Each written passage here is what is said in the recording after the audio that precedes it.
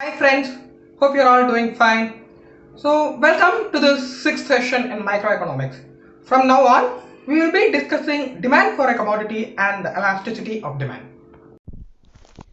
In this session, we will focus on demand for a commodity and the law of demand. First of all, what is meant by demand for a commodity? Demand refers to the quantity of a commodity which a consumer is willing to buy at a particular price during a particular period of time.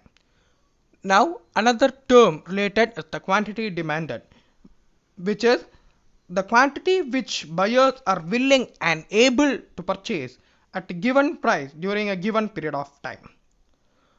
Now, there is a difference between demand and effective demand. A demand becomes effective only if it is backed by the purchasing power or the ability to purchase. Okay, let's say a beggar wants to buy milk. However, he will have no money. So his demand has no way to be fulfilled. Now, this demand will become effective only if it is backed by purchasing power. So, demand is equal to willingness to purchase plus ability to purchase. Now, let us focus on the features of demand. First of all, demand is based on utility. Do you buy a good which offers you no utility or no way of satisfaction? Sure, you don't. So, a consumer will purchase a commodity if and only if it provides him or her some form of satisfaction. Then, demand always refers to effective demand. Effective demand means willingness plus ability to purchase. Then, demand means demand for final consumer goods and services. See, a consumer cannot demand intermediate goods. Why? Let's say an agricultural produce. Okay, it is used by an industry for further production. Now, this agricultural produce will not reach the final consumer. So, the final consumer has no way whatsoever by which to consume this good. The consumer can only consume the final good produced by the industry. However, if this agricultural produce is sold directly in the market to the consumer, then the demand for that good will be considered as effective demand. Then, demand is a flow concept. See, there are two variables in economics, stocks and flows. Stock variables are those which are measured at a particular point of time. Okay, at a point of time. Let's say the amount of inventory stored in the godown of a company on say a date which is in stock. Okay, at a particular day. Now, flow concepts are which though measured during a period of time. Okay, they have time dimension. Let's say how much money did a company spend on raw materials during a year. Now, demand is a flow concept. Okay, it has time dimension. As we said in the definition of demand, it is the quantity demanded at a particular price during a given period of time. Then, demand signifies the willingness of the buyer to purchase a good or service. As we already said, demand is there, a concept is valid only if the buyers are willing to consume a good. Now, there are a few factors which affect the demand for a commodity. First and foremost is the price of the commodity itself. See, let's say a good costs rupees 100 and another good costs rupees 1000. Do you purchase both the goods in the same quantity?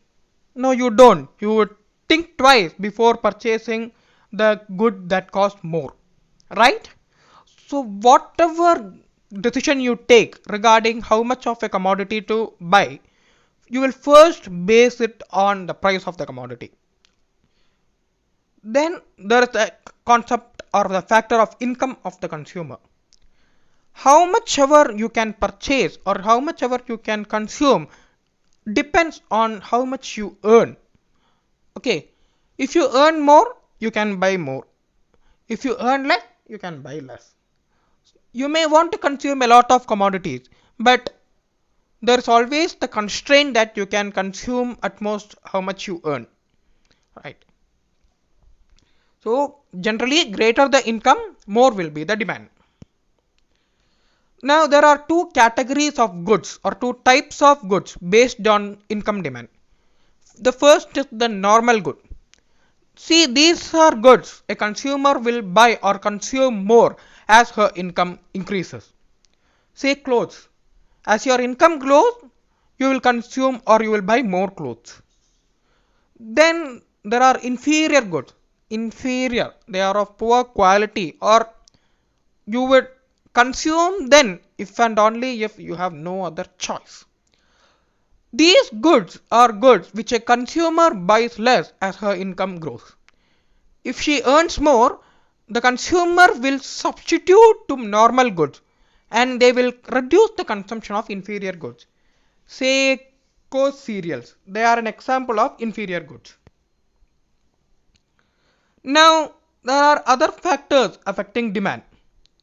The first is the price of related goods. What is this?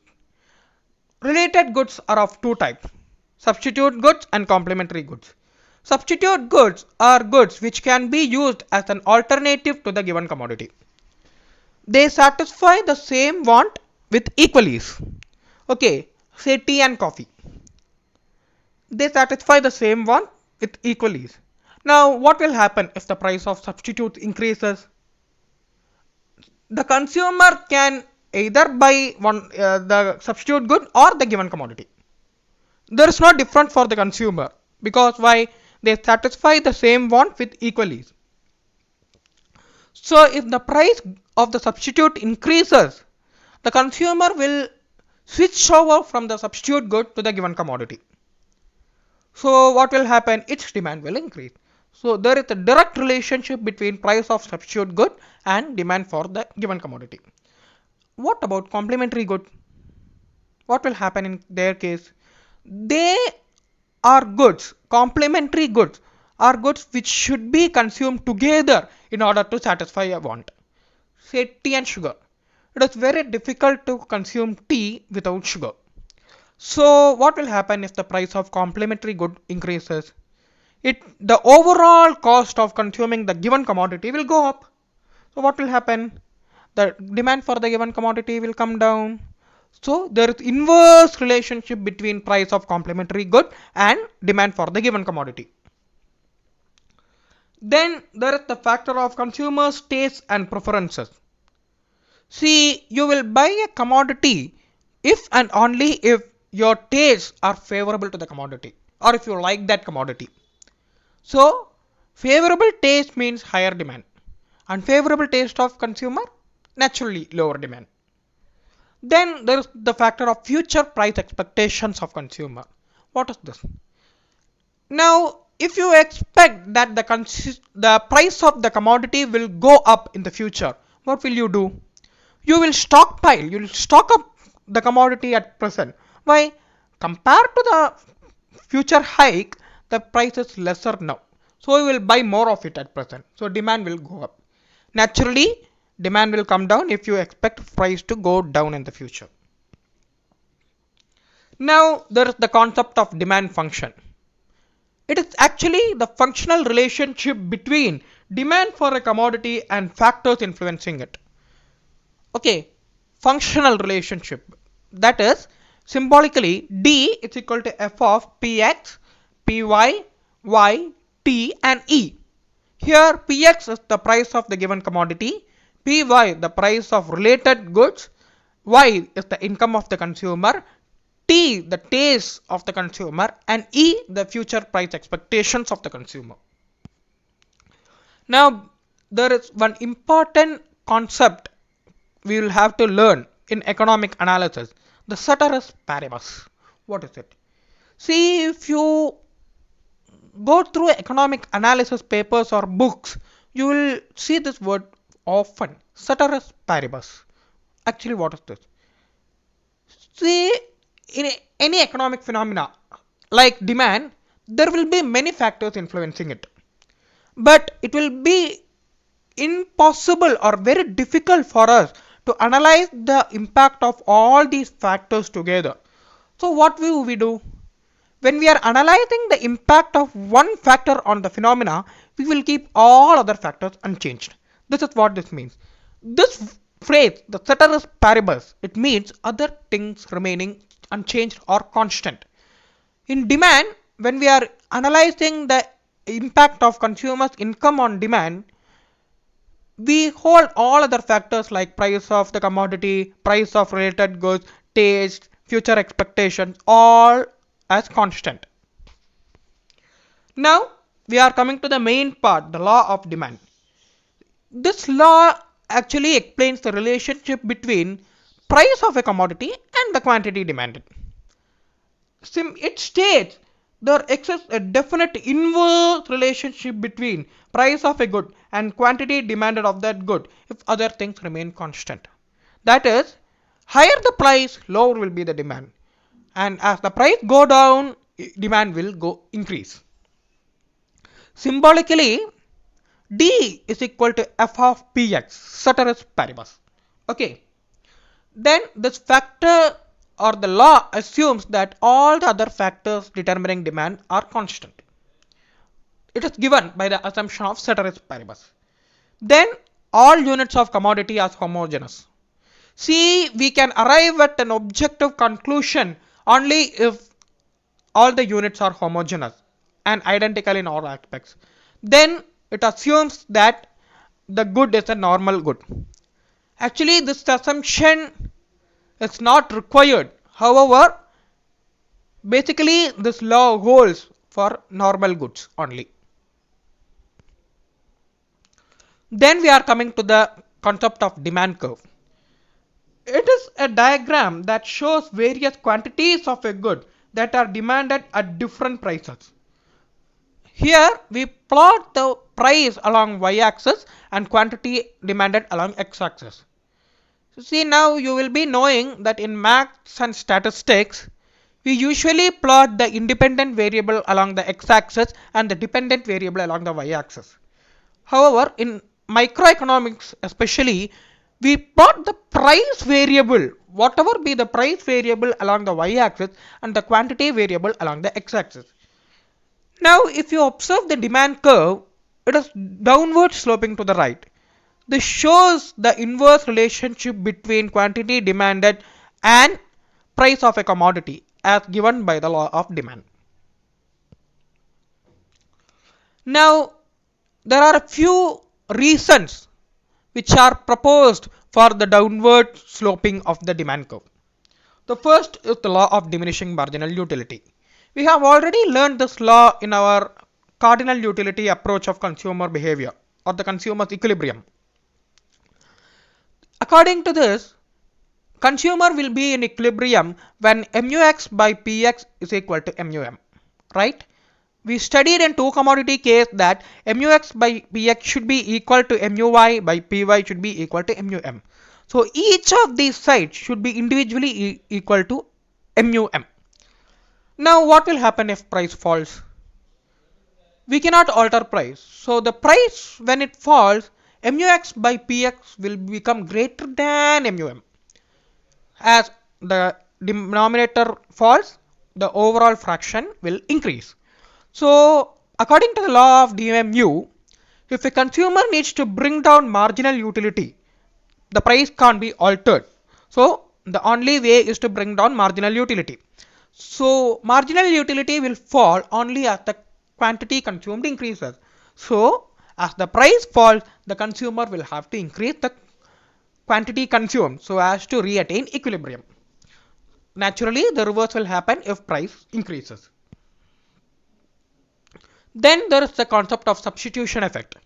Here we assume that every commodity has a substitute good. Now what will happen if price falls? The commodity will become relatively cheaper to the substitute good than it was before. Though the price of the substitute good does not change, it will become relatively costlier. As I have already told you, the consumer has no difference whether she consumes the substitute good or the given commodity. So since the given commodity has now become relatively cheaper, she will switch over to the given commodity. So its demand will rise. Then there is the concept of income effect. What is that? In income effect, we say that as the price falls, the purchasing power or the real income of the consumer will increase. Why? For the same income, the consumer can now afford more units of the commodity. So the real income will increase.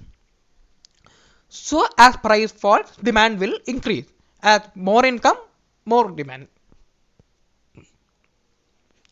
Now we come to the topic of exceptions to the law of demand. The law of demand is fairly universal. However, there are a few exceptions. The first is the demand for necessities. Necessities are goods which are required for mere survival of a human being. Any person needs those things to survive, like water, food, and such things. So, people cannot live without consuming at least a minimum quantity of the necessity good. So, however much the price changes, their demand will not change much. Okay, it will not go below the minimum level required. And people won't increase them drastically also. Can you eat a ton of food because its price has fallen too much? No, you can't. There is a limit to how much you can consume those. So, the demand for necessities is fairly inelastic.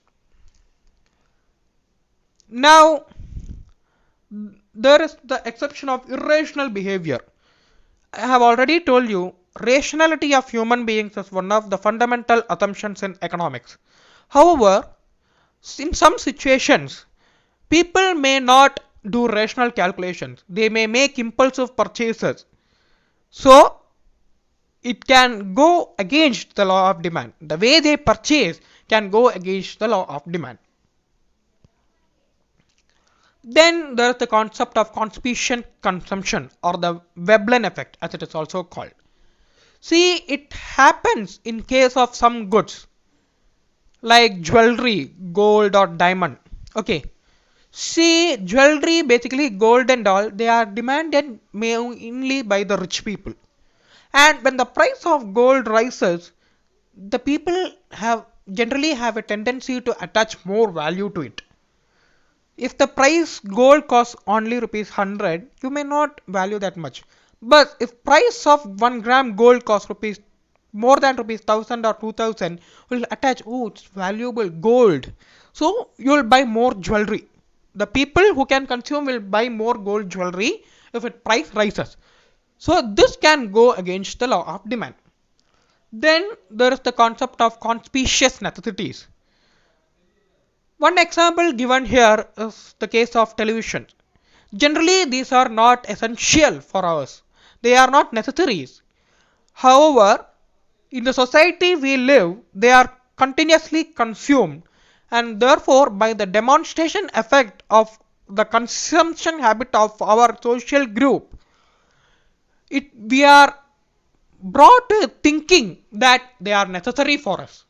Okay, we feel in our mind that yes, we can't do without these, so we buy more of it, or we don't reduce the consumption because their price go up.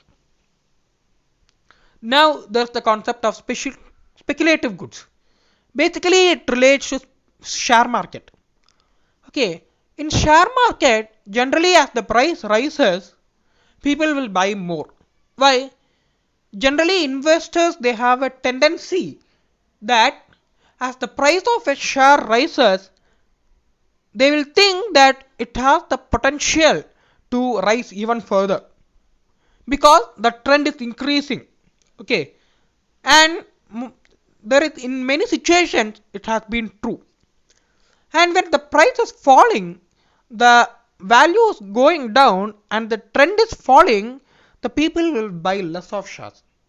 So this will go against the law of demand.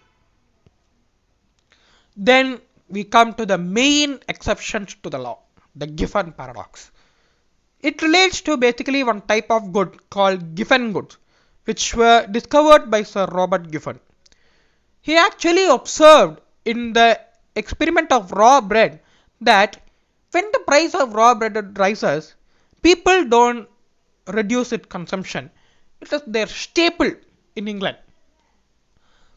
So what will happen? The people, what they do is, though bread's price has gone up, it is still cheaper than high or expensive substitutes. So what will they do? They will reduce the consumption of more expensive goods and they will substitute these with the given commodity. Now there are a few features of given goods. They are basically inferior goods. Okay, they are one category of inferior goods. So what will happen? As the income grows, people will buy less of these goods. Then they occupy a significant portion in the consumer's budget. See, if you spend on a good only 1% of your income and its price rises, then the law might not hold much, because it's only meager consumption, you can do without it. But if it is so necessary, it is occupying a significant portion of your income, then you will substitute more expensive goods if the price of this commodity grows. Okay, so this will go against the law of demand. Okay, examples are coarse cereals, bajra, jowar and such things. Now we are comparing normal goods, inferior goods and given goods. What will happen in this? First we take the substitution effect. See, in this effect we say as the price or the variable concerned here, substitution effect means the price of substitute good. As the variable increases, if the quantity demanded of the current commodity increases, the effect is positive. However, as the variable increases, if the quantity demanded falls, the effect is considered to be negative. Now what will happen? In case of substitution effect, in all the forms of goods, as the price of substitute grows, the commodity demand will grow. So this effect is positive for all the three goods. Then income effect. For normal goods, income effect is positive. As income grows, consumption grows. But for inferior goods, income effect is negative, as we all know. Given goods also, income effect is negative. Why? Given goods are a type of inferior goods. So now let us come to the net effect. In case of normal good, there is nothing to consider. Both the effects are positive and therefore the net effect will be positive and the demand curve will be downward sloping. Now in case of inferior good, generally the substitution effect will be greater than the income effect. So what will happen? The net effect will be positive and the demand curve will be downward sloping. So that's why I told you the assumption that the good should be normal in the case of the law of demand does not hold much value. For in most cases, for generally inferior goods except given goods, the demand curve tends to be downward sloping. But in given goods, what will happen? The negative income effect will exceed the positive substitution effect. The net effect will be negative and the demand curve will be upward sloping. Now we are coming to the concept of change in quantity demanded or movement along demand curve. Basically, this phenomena happens when the price of the given commodity changes. Sutter Asparables. Okay. Now there are two forms, expansion of demand and contraction of demand. In expansion of demand, when the price of the commodity falls, quantity demanded will increase. Basically, this is in case of normal good. Okay. Okay, now, so what will happen? The consumer will move downwards to a point down in the demand curve.